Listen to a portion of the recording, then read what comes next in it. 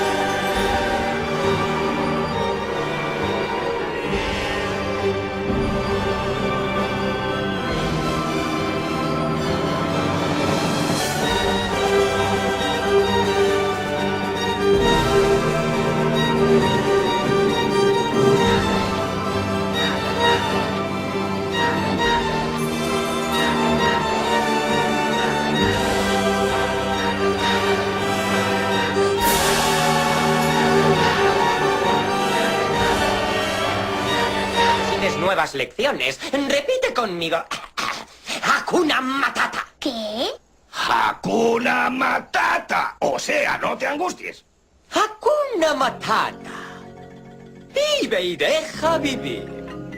Hakuna Matata. Vive y sé feliz. Ningún problema debe hacerte sufrir. Lo más fácil es saber decir Hakuna Matata.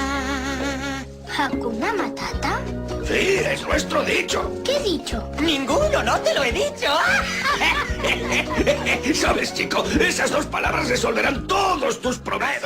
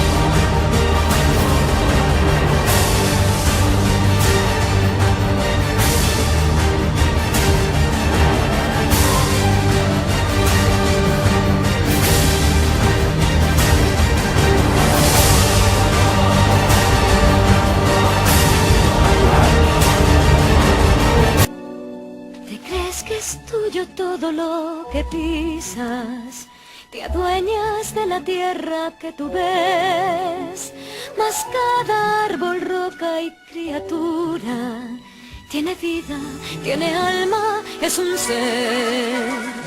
Parece que no existen más personas que aquellas que son igual que tú. Si sigues las pisadas de un extraño, verás cosas que jamás soñaste ver. ¿Has oído el lobo aullarle a la luna azul? ¿O has visto a un lince sonreír? ¿Has cantado con la voz de las montañas y colores en el viento descubrir? Y colores en el viento